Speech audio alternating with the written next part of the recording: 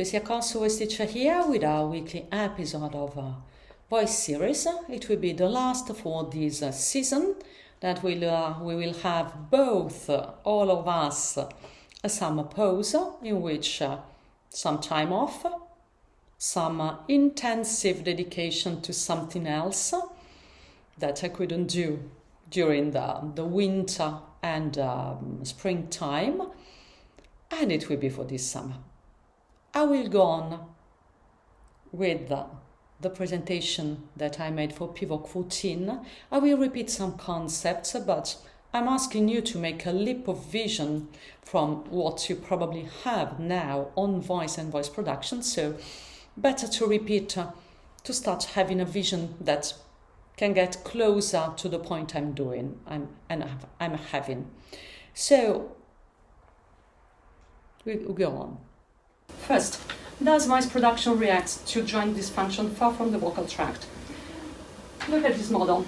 It has represented a great point of development since 20 years now in assessment, rehabilitation, athlete, non-athlete training, injury prevention and fitness.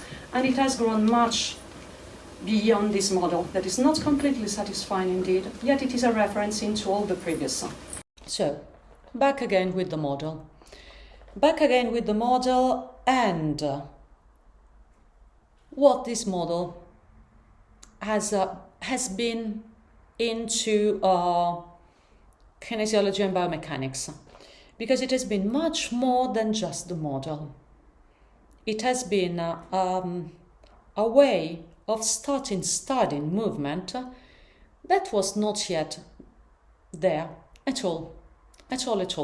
There was a huge discrepancy into what me for voice and Michael Boy for athletes and some others in some other fields that I don't know, but there is a certain number in what we were finding and the results we had and the logics we find that the body and the muscles and the correlations of those muscles' functions, how they acted, and how to develop and how to reverse some dysfunctionalities, and what classic anatomy was saying. Because classic anatomy said and assessed the functions by something that was absolutely useful, that it was on cadaver, on points of attachments of the muscles and the tendons, but in vivo, as we say, meaning in living creatures, we were not exactly all the time agreeing with what anatomy was saying about the functions. This model has been really revolutionary because it has pointed that, first, not all the joints wants to be stretched and mobilized. Everybody was doing stretching. Doesn't mean that they cannot be blocked or stiffed, even stable joints, okay? But we have to make the separation in between a situation in which the muscles, the tendon, the joint, the cartilages, the ligaments cannot properly provide their function, and the boundaries of specificity of each joint. They're absolutely separate. And this model has started since it was absolutely reliable, and it has been on the field to see that it can really assess a risk factor for injuries for athletes and general population. And it has been mind-blowing, okay? So the thing is, they started studying according to the model. That's why I say it's not complete. Because when you start studying, you see beyond the model what the model couldn't predict, couldn't tell you. You get more precise, you get more refined. Doesn't mean that the model is not useful anymore. It will be probably in the future modified and adapted to new knowledges and getting perhaps more specific, but it's quite synthetic and so simple to use that it remains absolutely useful till now. As I said for bel canto, for example, separating what it is, the physiological finding and patterns that tells us about voice production and the stylistic part. I'm separating that. Again, is it useful? Absolutely, because if they are one on top of the other and you don't separate, you don't see how some things can be useful for all the styles, for all the voices. Or the stylistic parts can be useful for someone to do its thing in an original way. But you have to separate the ingredients of a recipe. How can you do a recipe if you don't know the ingredients and you can't choose a quantity, quality, and type of ingredients? And for that it's the same. So the thing is that it has given impulsion, I don't know. It has given impulsion to more research because it was so amazingly effective that of course immediately research get into, and we have started finding how really our system works, not only correcting some functions of muscles that were reverted and have been corrected, but also something that I say since 15 years now, perhaps a little more when I did sing, but since I teach, I say that more. I don't tell that to myself only, but I tell much more, that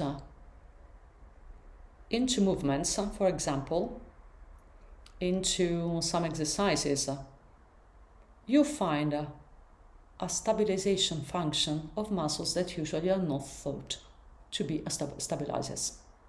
And those are muscles, they are vertical, they are not the horizontal stabilizers, and to me they are the muscles with which we build the voice, because it is the sustain, etc. But I get more specific, it's for other moments and perhaps other writings, okay? So the thing is that Michael Boyle said, no, we have some muscles, probably some thigh muscles and the gluteus medium, that when we do the one-leg squats, works into the system as stabilizers. No, come on, you're a trainer. They found that they are. Because when we are trainers, we have a different kind of vision, and we must be effective for our clients in a very sophisticated way. And we interact with research, but sometimes we are in front, sometimes they are in front, sometimes we get in front, sometimes they get in front. Because we give useful contributions that you cannot avoid. You cannot think that trainers will not give their contribution and it will not be important. No, because they have a specific point of view that can see things that in research they can't. Then we will have some other figures that are going to cross those. But again, if you want to give real contributions, new, innovative, sometimes you must be not exactly the one making research. And again, sometimes it's the one making research, and sometimes it's the trainer, sometimes it's some other kind of contribution from journalists or some others that for their specific find and see. So they are the model. We get back to the model. Why I insist on the model? Because again, something that I wanted to tell that probably I have not told at PEVOC, and probably for you is useful. Singing has some specific that is different from sports or instruments, and can get in the way, or it does get in the way all the time. That is the fact that we use some muscles, some actions, some functions that we don't perceive that well, or we don't perceive at all. And in sports, in instruments, in some other activities, we don't mind too much because we see the effect. So we can have an idea that we are controlling them because we see them. What I'm referring to, you want to kick a ball for soccer. You want to kick a ball for volleyball, as you want, or like that. You want for baseball, kick the ball with your stick. What you do? You try, you visualize the ball, and you try to kick it. You don't have too many thoughts about the fact, okay, now I have to start thinking at my leg.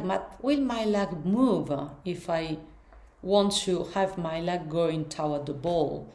Will my foot? We don't ask ourselves all that. We just try. Because we don't have the doubt that it will not get there. We must have really huge physical or neurological problems not to have the capacity to try to kick. Or I don't know, who is view impaired, probably should be a good idea to study that and to inform myself on that, because probably there I can find something useful for my students and for you to see why we get blocked into simple functions that we can absolutely do when we want to use them for voice, and we don't have that problem when we use the same for other activities. The thing is that we use the same kind of functions. Exactly. That's my point, it's my hypothesis, okay? It's not yet studied and researched,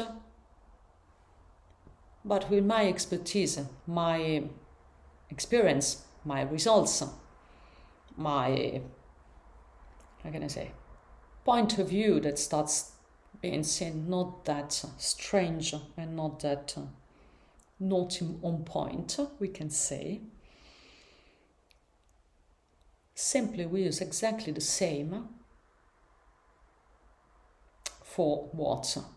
For the part more important for voice, that is the muscles that directly activate the pressure and activate the activation of our subglottal pressure, if you want,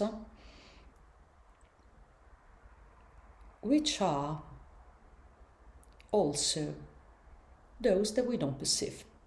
Because if you think yourself when you want to kick a ball, you really feel everything happening into your arm. If you are not inflamed, if you are not that you are so sore that anything you are going to move has a problem, you really feel it. I don't think so. I'm sitting, and I think that if you are sitting too, you are not feeling all the activations of your body to maintain yourself sitting, or moving my hands. I see me moving my hands. I can guide them. When you want to refine your movement for baseball, you're going to record yourself on video, and sometimes you put yourself in front of mirrors so you control better. Why in all the gym you have the mirrors, and why in all the studios for dance you have the mirrors? Because there are some movements that you don't perceive. You have to look at yourself to make them better. But at the same time, you don't have the problem that you are not doing those movements. While when you want to sing, very often happens that you are blocked by the fact that we ask you something that for you it's not related to phonation, because simply for your system is new. And you don't see it acting. And you obtain something. And there sometimes you have the impression that you don't control it, or that the learning process is not going to the point because you don't feel these movements that you're doing, those orders that you're doing.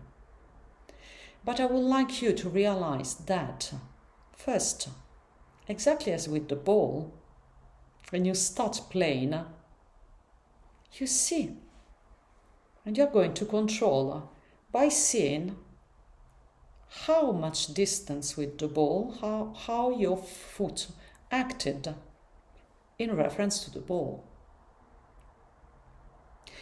And this model and all the anatomy that I have put is for what? To make you see. Because when you start seeing, you don't get anxious by the fact that you don't feel. It's correct when you don't feel. You will feel some things, but those movements, you will never feel them. When you jump, you don't really feel jumping. You see yourself jumping. Sometimes a lot, sometimes not that much, and then you start doing some things to get jumping more, as in voice. Because we use the same. And again, it's my hypothesis. I say into this video that it's my hypothesis that what creates what we call in classical Italian bel canto sustain, that is not the support, is the anti-gravity muscles, which are those for acceleration. I'm pretty convinced that they have something to do, and much more than something to do. But to get back to my presentation, with the model again, first you start seeing, and it's okay. Second, when you see that we are talking about mobile, stable, you're starting thinking, okay, but if the thoracic segment wants to be mobile, and you are, for example, a classical singer, you know that if you make too many movements with your thoracic segments, you're going to interfere with phonation. And sometimes it's okay, sometimes it's not okay. So you say, okay, but if I have to make a long note, or I'm singing a ballad, I'm singing an Adele song, a ballad of Adele, I'm singing Mozart, and I use the mobility into the thoracic segment, I'm going out of line, out of style, and out of what I want to do into my phrase. So what it means, stable in that case and mobile in that case. Mobile is the fact that all the muscles, the bones, the tendons, the ligaments have a preferred capacity of functions, of many functions, that you must maintain to have the joint functional. Maintain doesn't mean that you have to use them while singing. Again, the environment in which the voice can operate. If you work to have the thoracic segment mobile, equal functional, you will have the capacity of using those muscles according to your vocal goals.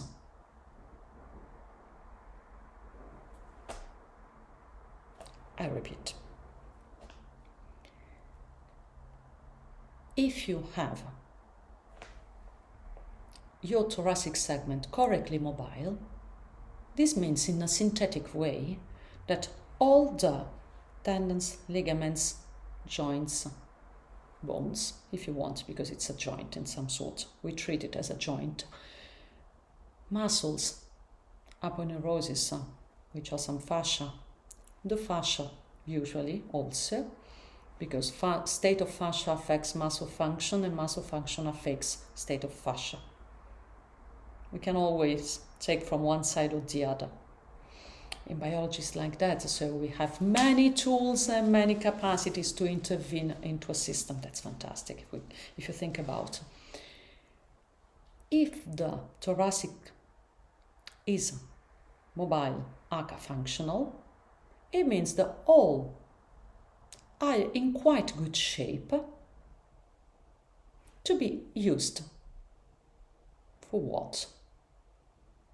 For the learning process, the developing process, and the performance. Why a mobile joint can be perceived as stable when we sing? Because it's there that I think I lose you and you don't see. How thoracic segments or hips can be perceived stable by singers when they are functional. So, when they are mobile. Do you remember the concept of coactivation? Agonist, antagonist. I contract one at a certain, I contract, the joint moves or the bone move. This starts lengthening, this starts shortening. At a certain point, the ligament, some ligament of the two joints, will tell the brain to activate the antagonist, and the antagonist will start its eccentric work. And by this eccentric work, it will regulate the movement of all the structure. So you have the control of the movement. When you activate that, and they are co-activated, and do your thing, and then you do, and then you do your thing, and then you do, and then you do your thing, you perceive the system as stable, even when it is mobile. Because you feel not a system in which you contract and you don't know when it will stop. You will perceive this working with that, what Gary Gray called ecocentric. I add that from a certain point of training, of being trained. Before, you will not perceive that, because you will not have enough of muscular tissue, of the correct fibers for the activity you want to do, the fascia shaped, the ligament, and the other muscle, etc. So training is creating the condition to have a coactivated system in some sort, if you want. A correct coactivated system for your style, your sport, if you want. Okay? So the thing is, when you're there, even if you have all the functions, mobile doesn't mean movement whatever. It means that you can work on planes of motion, not whatever. You start seeing, perhaps. Into those planes of motion, it's where you're going to activate to make refined things. Look at Freddie Mercury. All the positions he takes. It's for singing. He's singing by those positions. He's not changing the order of his singing, but he's interfering with the environment of his singing. Also said, is changing what he's going to obtain of what you perceive his voice, his artistry, his drive, his sound, his vibrations, call it as you want, but the sum of the effects of everything that he can target having a vocal effect. I know I'm losing you a bit, but not too much. For a coactivated system, just think of one thing. The weightlifter, he comes back. When they're really trained, you see the same kind of quality of movement when he comes down and when he comes up. when he comes down and when he comes up.